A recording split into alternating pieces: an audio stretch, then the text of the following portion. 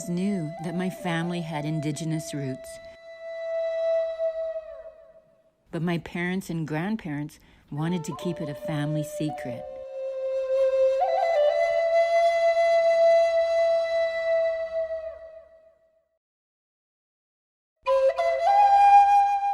One day there was a knock at the door, and I knew at that moment that I had to find out the truth about my family's Métis and First Nations ancestors. My journey led to an entire nation of Métis and Cree who I discovered are all related to each other through kinship, cultural traditions, and a shared history.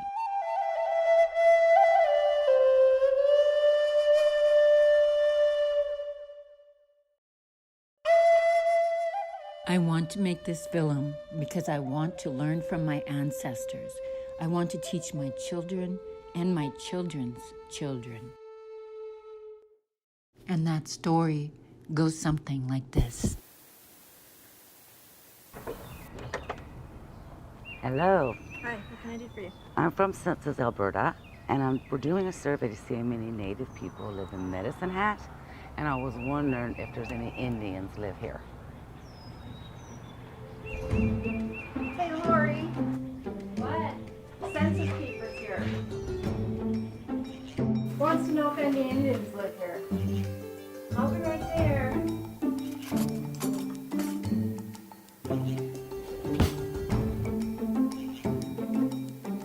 I'm sorry. There's definitely no natives living here. Okay, thank you for your time.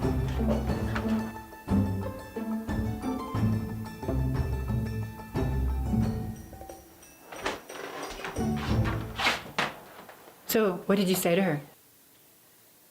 What do you think I said? No, of course. Shut up. Dad and Grandma are Cree. They speak it. Their skin is brown, and your skin is brown. What's the matter with you? Well, you know I don't want to make them mad, and you know how they don't like us saying that we're Native. We're Canadian. Oh, you're so stupid. Hey, census lady.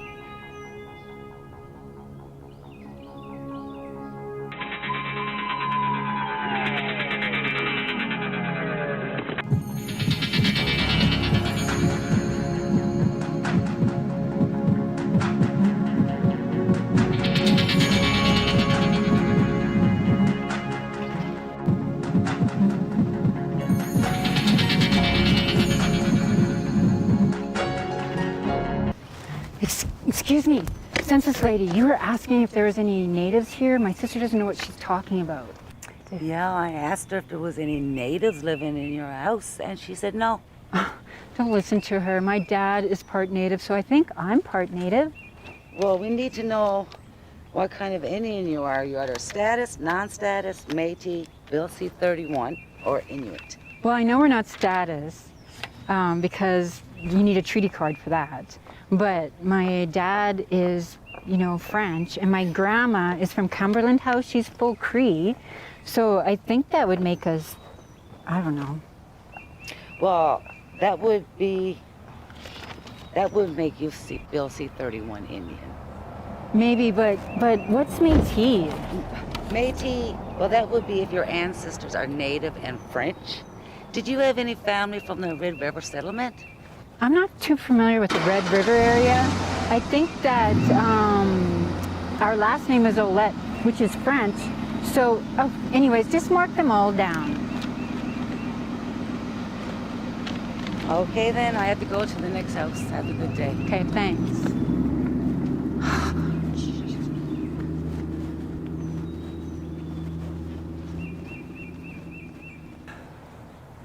Hey, Cheryl. We need to dig into our roots and know our family history. And sorry for acting like that, but the dad thing, I just don't get. I don't know why he doesn't celebrate his indigenous. Well, I think you're right. We need to dig into our roots a little bit, I suppose. We could go to the Friendship Center and see if they could help us out a little bit, but we can't tell Dad.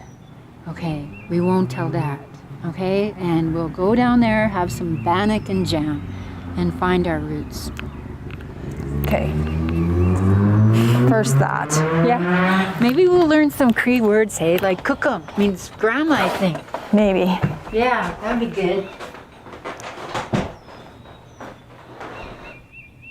After sitting down with my sister on the step, talking about embracing our indigenous culture, my dad did overhear, and we did talk to him, and he agreed it's time to embrace the culture, the heritage, and be proud of who we are, and he came along with the journey. And then the grandchildren arrived, and off to the Esplanade we went.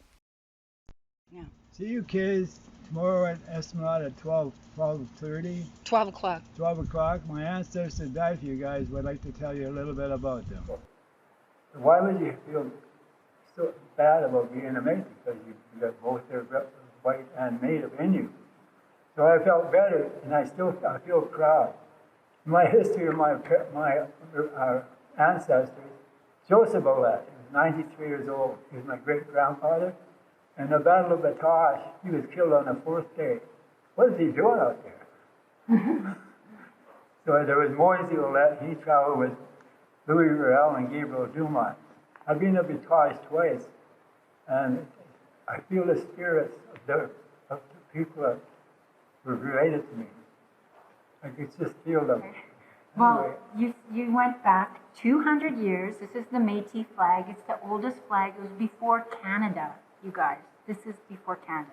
And my dad, your grandpa, great-grandpa, just talked about the Métis. So what we're going to do, this is the infinity sign. And Louis Riel said the Métis will rise again through the arts, through dance. So in honor, you used to jig back then. So the grandchildren and myself, we're going to do a little bit of the Red River jig, and then we're going to end with the Métis Circle 8. The Métis will last forever, will live forever, and in our spirit, we got to dance. Right, guys? For Grandpa. Today I'm going to teach you 4 steps, and this is my dad, Ray Ouellette, and he always loves jigging. When you hear the music, you get right into it. But anyways, here we go. So, class, you guys ready? Everybody stand up tall, stomachs in. And so what we're going to do is 1, 2, 3, kick. Flick that ant off your shoe. 1, 2, 3, flick. 1, 2, 3, step on it. Put your feet together and step forward. It's not really nice to step on spiders. And then the next one is get on the horse and go 1, 2, on the horse. 1, 2. Right? So, but lift it up. Go 1, 2.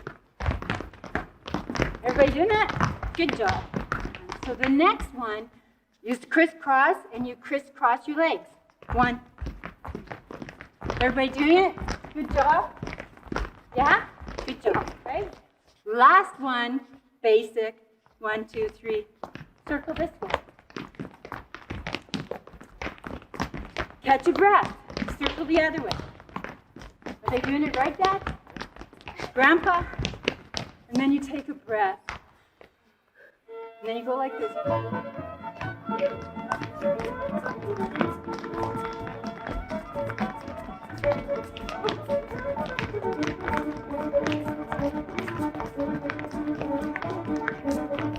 Smile.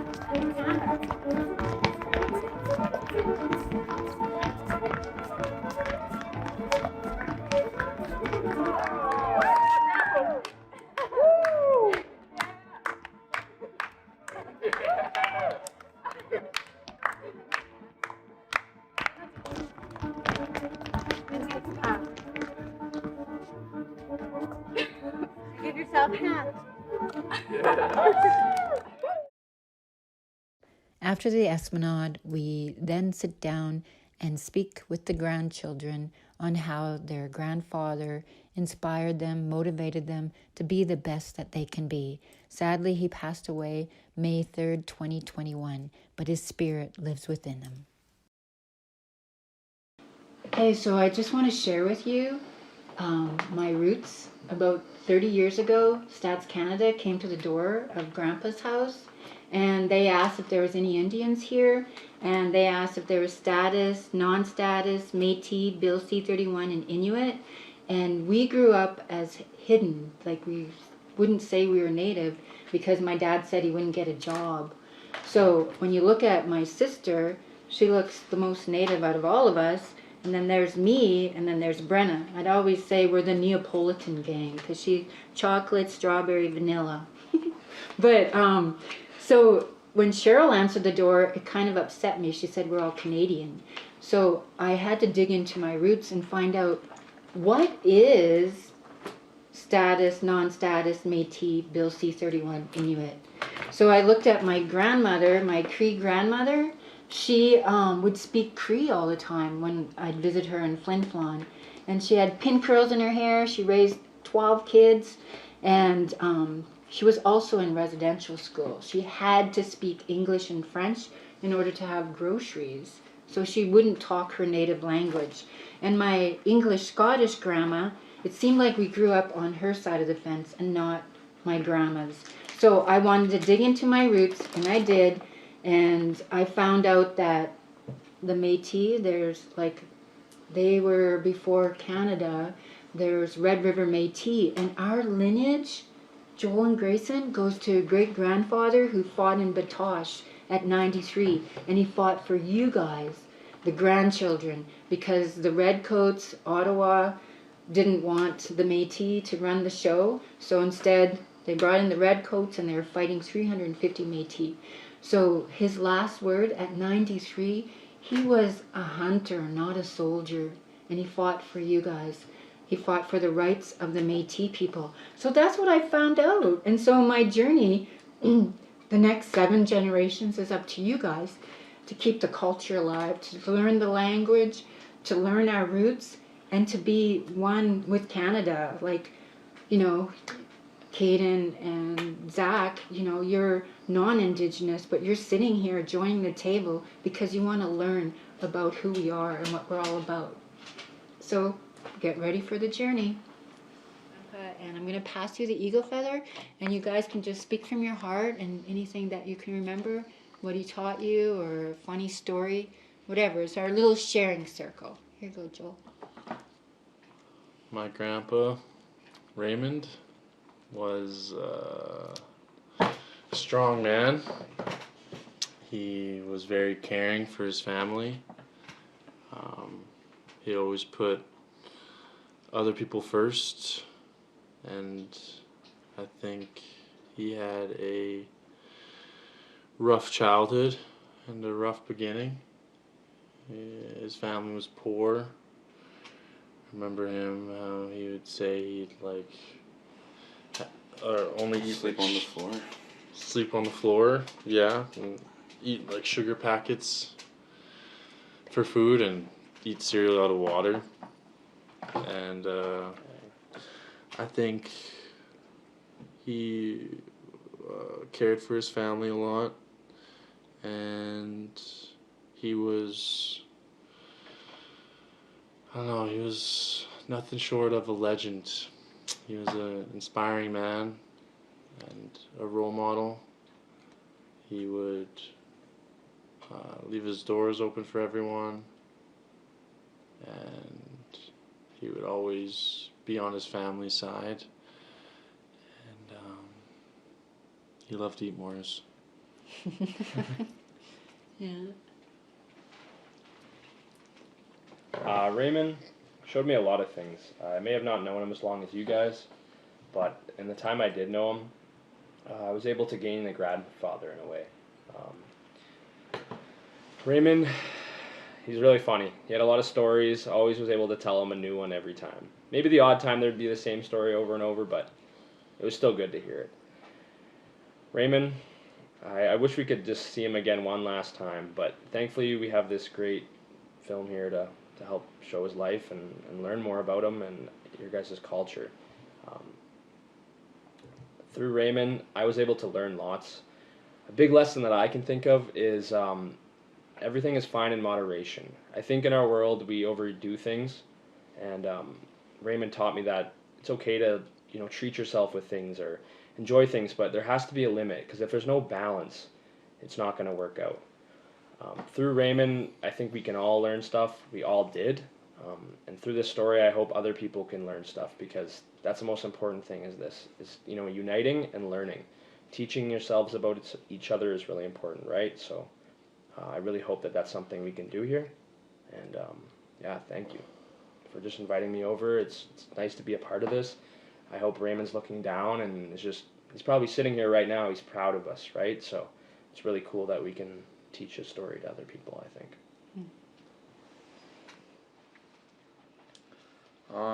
I didn't know Raymond a whole lot, but from the couple times I did meet him, he was loving, caring. Found out really quick that he was a real funny guy. And yeah, he just opened the doors for everyone. Like, he always had a place to stay at Raymond's, and just a real nice guy. Always made you laugh. And yeah, one of the stories I do have of Raymond is where we were in the backyard. It was about 3 a.m.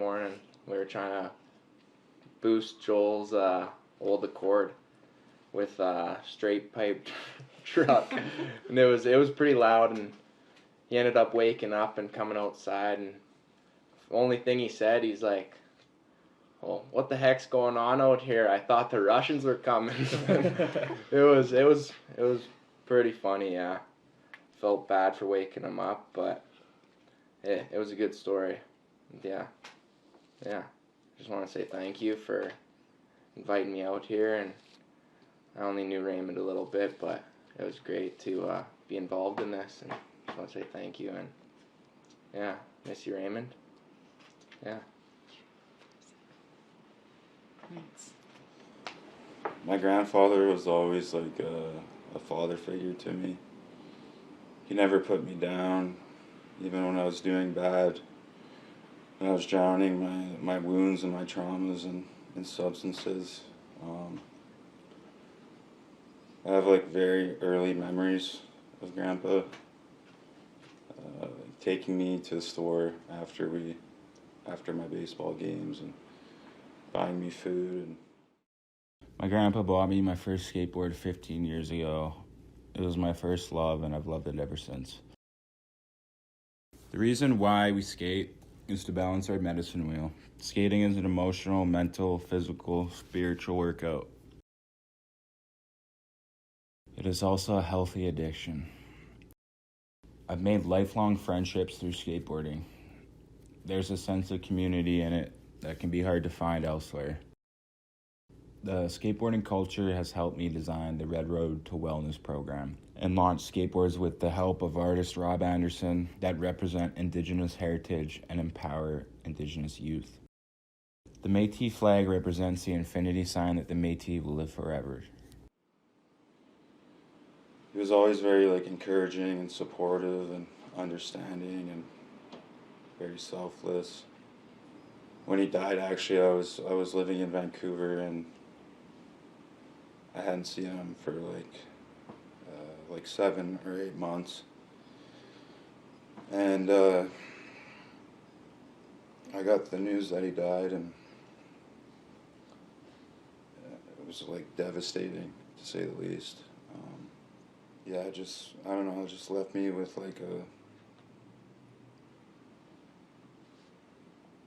unanswered questions, and I wish I could just have one more conversation with him. But I love my grandpa, and I'll always carry on his legacy. Thank you. Yeah, we have joy with him and sorrow, and he's up in heaven right now, looking down at us, flying like an eagle. And remember when he'd make bannock all the time with you? That's a picture of you when you're making bannock. And he has lots of grandchildren now and great-grandchildren. So it's up to all of us to embrace all the teachings that he taught you. And he opened the door to everybody. He adopted you. These Métis sashes are here. You're adopted into the Olette clan. You showed up when we were all gone in a film, nobody was there, but you were there for him, Caden. And he said, man, that Joel should listen to Caden. He's got good business ideas, and why isn't he like Caden a little bit?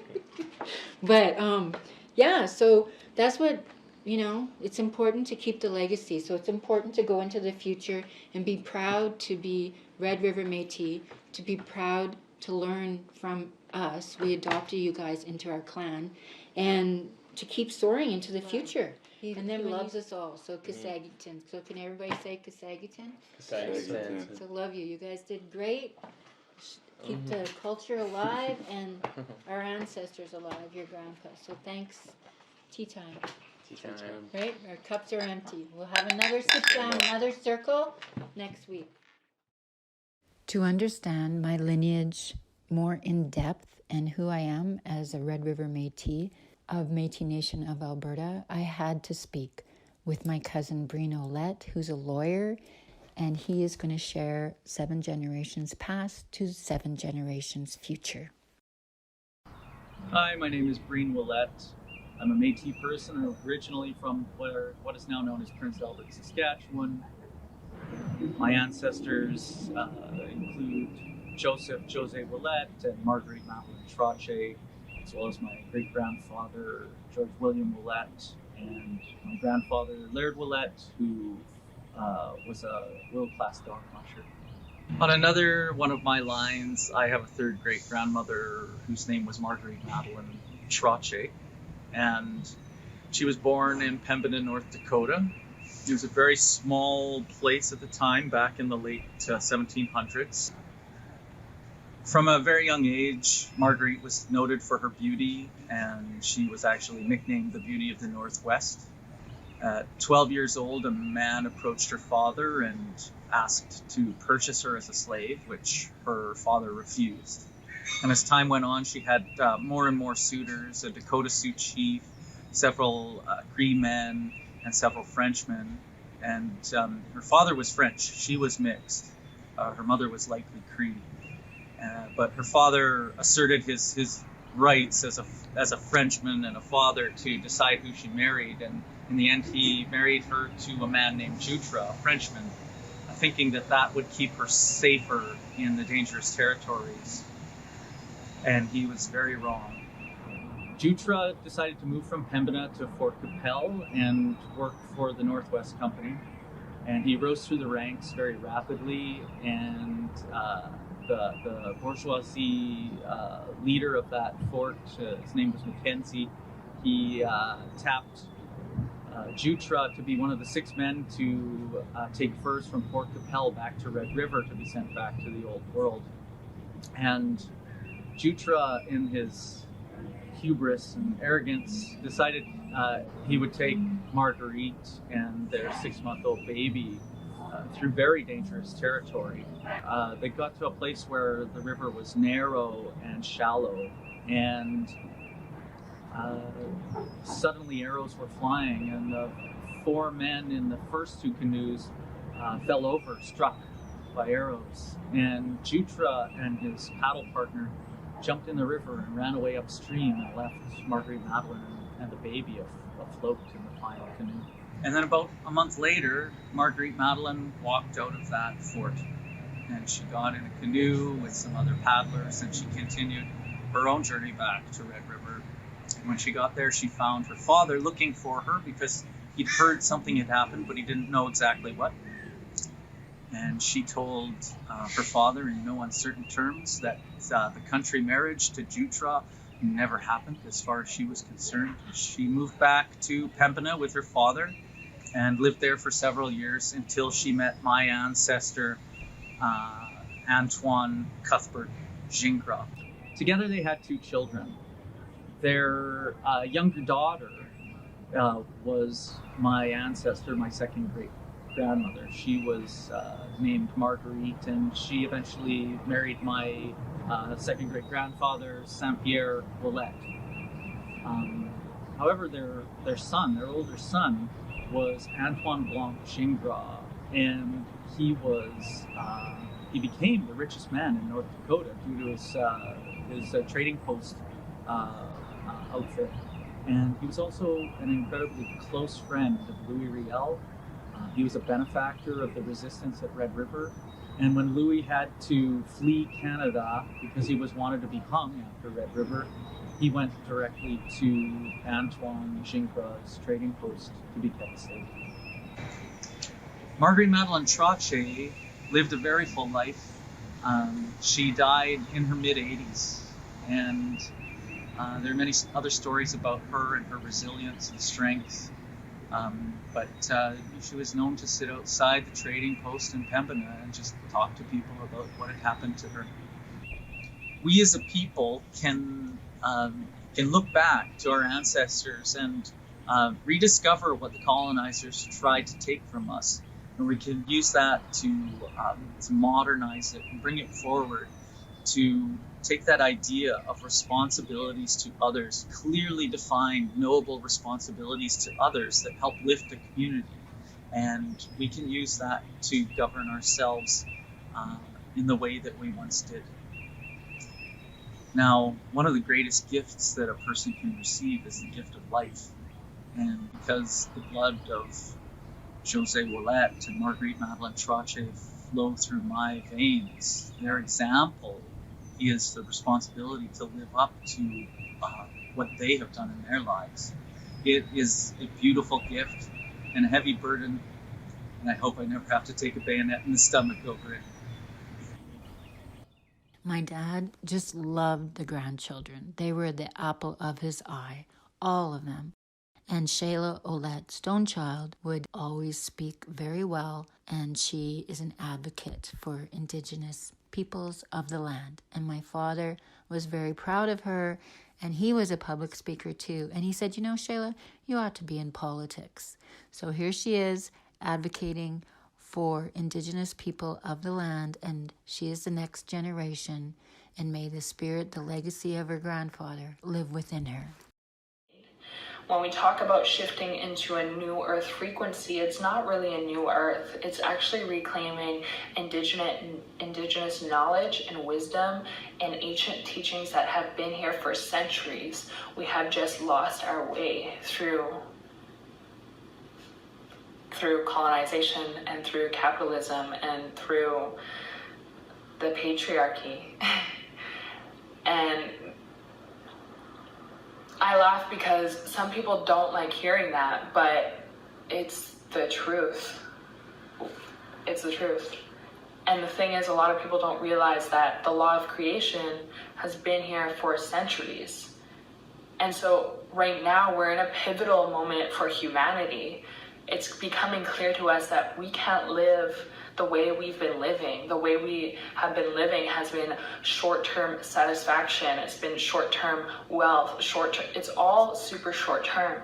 What are the long-term effects that we are making on our planet as a whole? Mother Earth is going through a state of cleansing right now. As I'm speaking, there's smoke outside of Vancouver. You can barely see the ocean. The whole West Coast is on fire. This pandemic that's happened has shown us how fragile our life is. And so how many more lives, natural disasters, suicides do we have to go through for us to start waking up and doing the work? And I'm here today to say it starts with you, and your actions have the ability to affect the whole. Once you start doing those daily actions, it will create a ripple effect throughout humanity. And the first step is becoming aware of it, looking at our shadow aspects of a country, but also the shadow aspects within ourselves and how we may hold biases and how we may be racist and how we may be not be living in our truth because we're trying to live up to someone else's truth. So my question is, what is your truth? And how are you going to move forward in this new earth timeline? Are you going to still grasp onto this illusion of control? Because it's become very clear that we have no control over what is happening right now. But we do have control of our own inner escate. Yeah. See, I told you. Everyone says I get deep, and I do sometimes.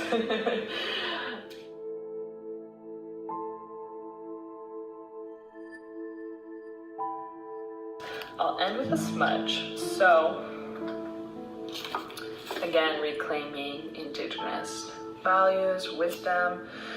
Smudging is a ceremony, it's a state of purification. It's coming back to that balance, mind, body, spirit connection. So thank you, Creator Hi, for allowing us to gather virtually and to be in community from wherever everyone is tuning in from. Just taking a moment to acknowledge the traditional territory that you're currently tuning in from. Acknowledging the generation that was here before us, the generation that is here now, and the generation that has yet to come, for sharing space virtually. I pray for abundance physically, mentally, emotionally for each participant, and for clarity and guidance in the next few months, and how to walk forward in a good way that is good for the impact of all of us, and how we can heal from the past, reunite within the present, and form a more humane pathway forward. Thank you, Creator Hi, for all the opportunities and for allowing me to be a vessel and a voice for this workshop. So, what message do we need to be brought forward for the collective to serve our highest good? It's funny how things always line up. I was just saying we're smudging for purification. Purification, the sweat lodge. When you go into a sweat, you go in with an intention, a dedication. When it gets so hot you can barely handle the heat, you just think about your intention. You think of what you are there. You sacrifice yourself to align with something outside of you, to align with a higher power, to align with God, to align with Creator, whatever you call Source. So coming back to purification, coming back to the sweat lodge ceremony, we're in a process of purification within humanity right now, with the fires, with Mother Earth cleansing herself. And so what do you need to purify? What do you need to let go of so that you can walk in a new way, so that you can become who you're meant to be on this planet?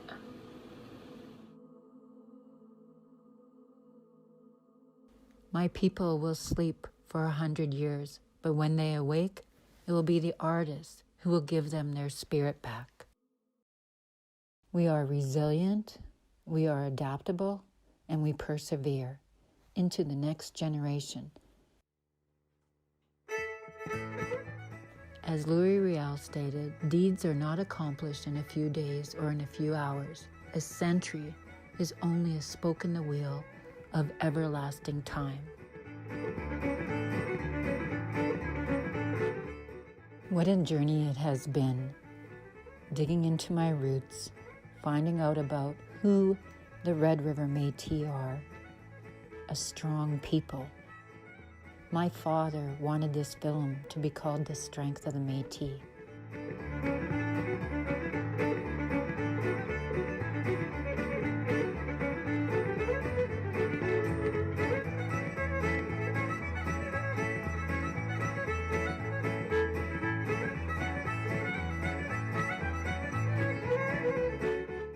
I am Red River Metis. I am Swampy Cree. And I also am mixed ancestry. I am Laurie, the Artistic Director of Sunworks Arts and Cultural Society.